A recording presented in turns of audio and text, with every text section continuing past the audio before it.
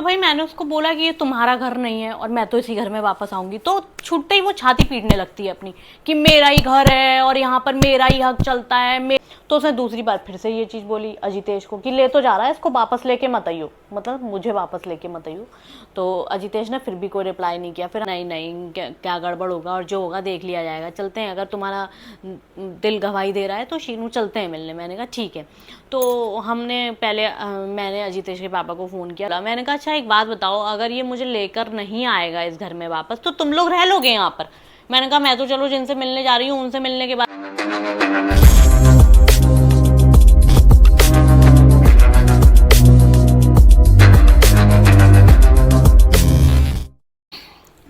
राम राम सभी को।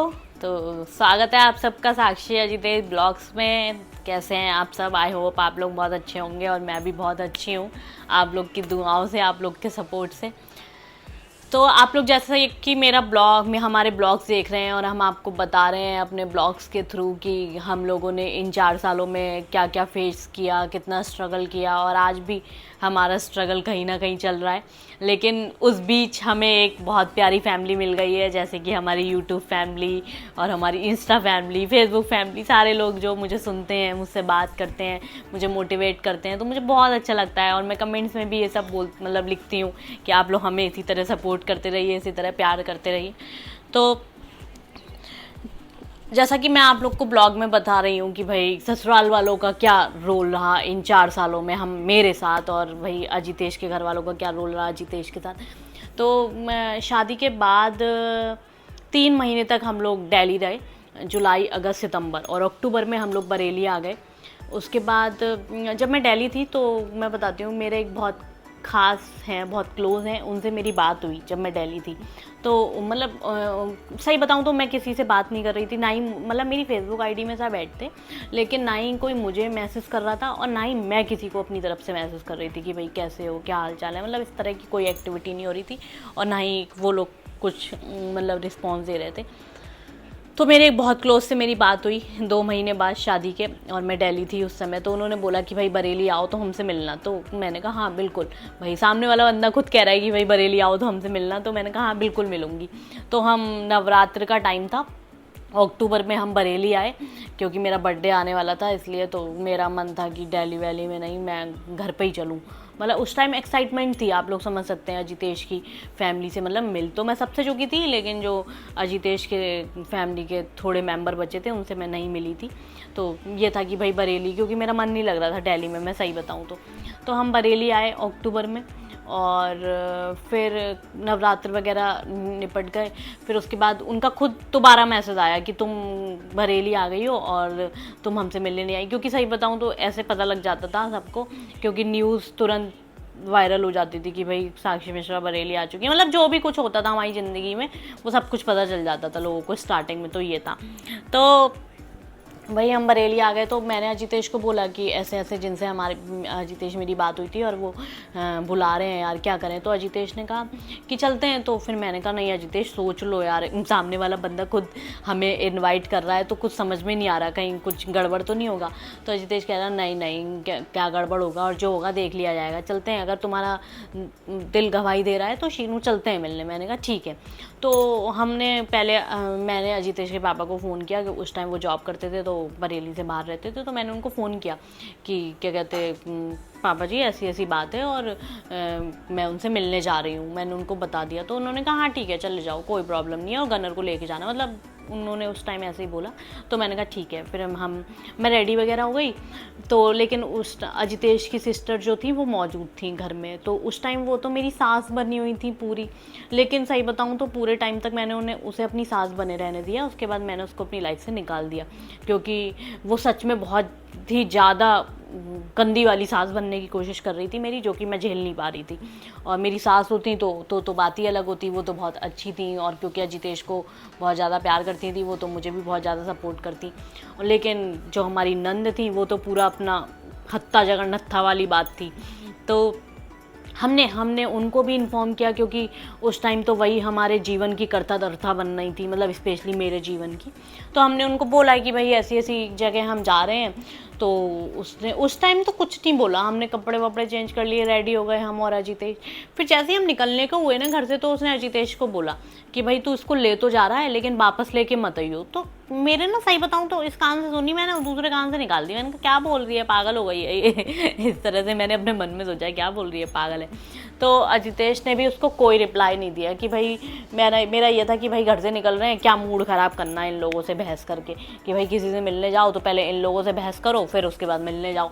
तो हमने उसको कुछ नहीं बोला। फिर हम थोड़ा सा घर से निकले तो उसने दूसरी बार फिर से ये चीज़ बोली अजितेश को कि ले तो जा रहा है, इसको वापस लेके मत आइयो, मतलब मुझे वापस लेके मत आइयो। तो अजितेश ने फिर भी कोई रिप्लाई नहीं किया। फिर हम मेन गेट पे पहुंचे तो हमने अपने घर लोगों को इन्फॉर्म कर ही दिया था कि हम ऐसे ऐसे जा रहे हैं। तो वो लोग हमारा मेन गेट पर वेट कर रहे थे क्योंकि वो लोग ऊपर रहते थे। तो हमने कैब भी बुला ली थी। तो उस टाइम चार गनर लोग थे हमारे साथ जो गए थे उस टाइम पीरियड में, क्योंकि नया मैटर था तो कोई ऐसे रिस्क नहीं लेना चाह रहा था। तो हम लोग गए। तो जैसे ही मैं मेन गेट पे आई तो पीछे पीछे आ गई अजितेश की बहन, मतलब मैं और अजितेश जैसे ही गेट पर आए तो पीछे पीछे आ गई। तो बोलती है, फिर से बोलती है अजितेश से गनर लोगों के सामने चिल्लाकर, ए ले तो जा रहा है, इसको वापस लेके मत आइयो, बता रही हूँ मैं इस घर में। तो फिर मैंने उसको बोला, मतलब भाई 2 बार सुन लिया, तीसरी बार में तो जवाब देना बनता था ना, और मेरा तो यही फंडा है। तो मैंने उसको बोला, मैंने कहा अच्छा एक बात बताओ, अगर ये मुझे लेकर नहीं आएगा इस घर में वापस तो तुम लोग रह लोगे यहाँ पर? मैंने कहा मैं तो चलो जिनसे मिलने जा रही हूँ उनसे मिलने के बाद मैं अपने घर चली जाऊंगी, फिर तुम लोग कहाँ जाओगे? भाई तुम लोग रह तो अब मेरी वजह से ही रहे हो इस घर में अगर मैं ही चली जाऊंगी तो भाई तुम लोग कहाँ जाओगे? और इतनी छोटी सी बात पे, अच्छा एक बात बताइए, अगर किसी को केयर करनी है हमारी तो एक अलग तरीका होता है कहने का। वो मुझसे इस तरह भी तो कह सकती थी ना कि भाई शीनू तुम मत जाओ, अभी नया नया मामला है और मुझे अच्छा नहीं लग रहा, अच्छी इंट्यूशंस नहीं आ रही है। ऐसे ये क्या बात हुई कि भाई ले तो जा रहा है लेके मत आइयो, है ना? ये तो तुम बिल्कुल अपना ससुरालपना दिखा रहे हो मुझे कि भाई दबा के रखना है साक्षी मिश्रा को। तो साक्षी मिश्रा कहीं दबी ही नहीं, तुमसे क्या मतलब समझ रहे हैं ना, तुमसे क्यों दबूंगी मैं? तो वो वाली चीज़ कि भाई फिर मैंने कहा, तो बोलती है, मैंने कहा भाई ठीक है चलो मैं नहीं आऊँगी इस घर में वापस, और फिर तुम लोग भी नहीं रह पाओगे इस घर में अगर मैं नहीं आई वापस। तो छाती पीट के मतलब पहले बोलती है कि बदतमीजी करने की कोई ज़रूरत नहीं है शीनू। तो मैंने कहा इतनी देर से तुम बदतमीजी कर रही हो तो मैं तमीज़ कहाँ से खरीद के ले आऊँ भाई? मैं भी तो बदतमीजी करूंगी ना। मैंने 2 बार सुन लिया, 1 बार सुन लिया, 2 बार सुन लिया, तीसरी बार में तो जवाब देना बनता है ना। और फिर तुम गनर लोगों के सामने बोल रही हो, ये जाके क्या बोलेंगे दूसरों को कि भाई ये तुम लोग मुझे किस तरह ट्रीट करते हो। तो फिर बोलती है छाती, मुझसे तो कुछ बोली नहीं, अजितेश को बोली, मैं कह रही हूँ ले तो जा रहा है, इसको वापस लेके मत आइयो छाती। तो मैंने उसको बोला, मैंने कहा तुम्हारा घर नहीं है ये, ऐसे करके उसको बोला भाई, मैंने कहा तुम्हारा घर नहीं है ये और यहीं वापस आऊंगी। तो छाती पीट के बोलती है मेरा ही घर है ये, ऐसे करके मेरा घर है ये मेरा, और यहाँ पे मेरी चलती है और यहाँ पे मेरा हक है पूरा, तेरा कोई हक नहीं है इस घर में। क्या हो गया? ओके हाँ जल्दी लो।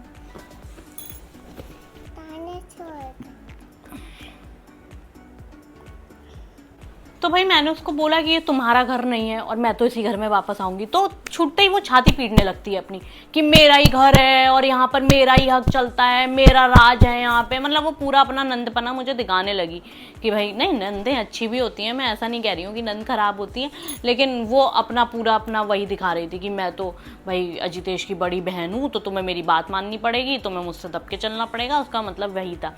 तो मैंने कहा अरे भाड़ में जा मैंने उससे बिना बकवास किए, वो ऐसी छाती पीटती रही, मैंने उसे छाती पीटने दिया और भैया मैं कैब में बैठी और निकल गई। फिर हम घर पे आए वापस, हम मिला के घर पे आ गए। तो भैया हम बहुत खुश थे क्योंकि हम किसी अपने क्लोज से मिले थे। तो हम घर पे वापस आए तो हमने देखा कि उसने अपने बड़े भैया को, मतलब अजितेश के बड़े भाई को, उसने ड्राइंग रूम में बैठा रखा है पंचायत करने के लिए कि ऐसे ऐसे ये लोग वहाँ पर गए थे और साक्षी ने मुझसे ऐसे बोला कि ये तुम्हारा घर नहीं है। मतलब उसने अपनी तो बताई नहीं अपने बड़े भैया को। तो उसके बड़े भैया ने हमें बुलाया कि शीनू और अभी इधर आओ। तो हम बैठे भैया, मतलब पहले तो ये होता था जरा सी कोई बात होती थी शीनू से, ये सब पंचायत करने बैठ जाते थे और शीनू की तो साइड लेने के लिए सिर्फ अजितेश थे। और सही बताऊं तो अजितेश भी पहले शांति रहते थे स्टार्टिंग में, लेकिन फिर धीरे धीरे भाई उन्हें लगा कि हाँ ये साले फालतू में टॉर्चर करे पड़े हैं मेरी बीवी को, मेरे ही घर वाले। तो अजितेश ने स्टैंड लेना शुरू करा मेरे लिए, है, वरना तो पहले मैं खुद ही अपने लिए खड़ी रहती थी और आज भी मैं अपने लिए खुद ही खड़ी रहती हूँ, है ना। लेकिन अजितेश हमेशा मेरे पीछे खड़े रहते हैं, तभी इतनी हिम्मत है मेरे अंदर।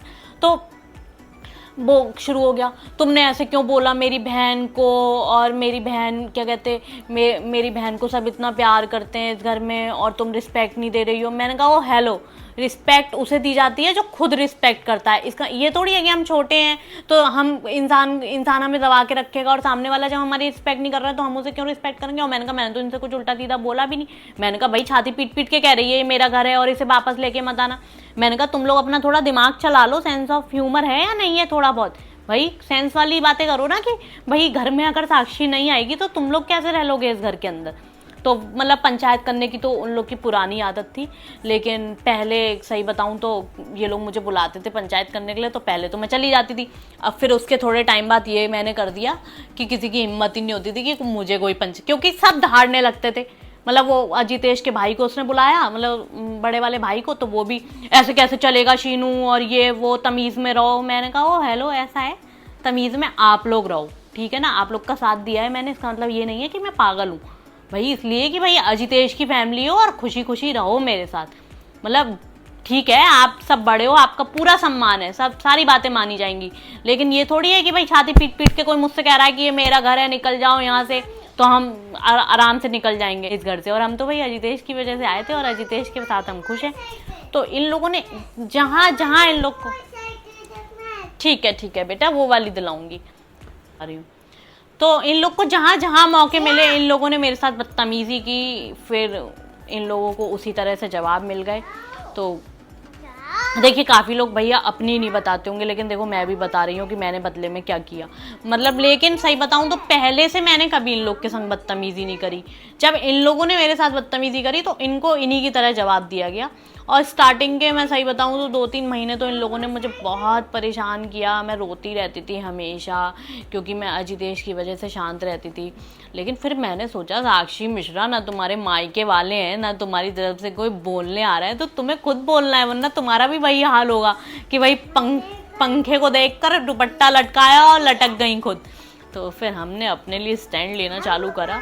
हेलो गाइस, अब बाइस करने का समय आ गया है, कह दो गाइस को आई लव यू गाइस। तो अच्छा अब मैं चलती हूँ और हम मिलते हैं नेक्स्ट ब्लॉग में। और नेक्स्ट ब्लॉग में मैं आपको बताऊंगी, नेक्स्ट ब्लॉग में मैं आप लोग को बताऊंगी कि मेरे और अजितेश का बॉन्ड इतना स्ट्रॉन्ग कैसे हुआ।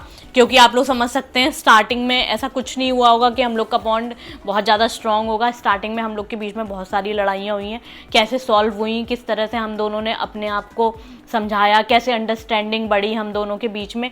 क्योंकि अजितेश की फैमिली कहीं ना कहीं हम दोनों की बहुत लड़ाई करवाती थी पहले स्टार्टिंग में। तो मैं आप लोग को नेक्स्ट ब्लॉग में बताऊंगी कि किन किन बातों पे कैसे कैसे भरते थे अजितेश को मेरे खिलाफ, या कैसे हमारी लड़ाई होती थी, कैसे ये लोग खुश होते थे उन लड़ाइयों पे।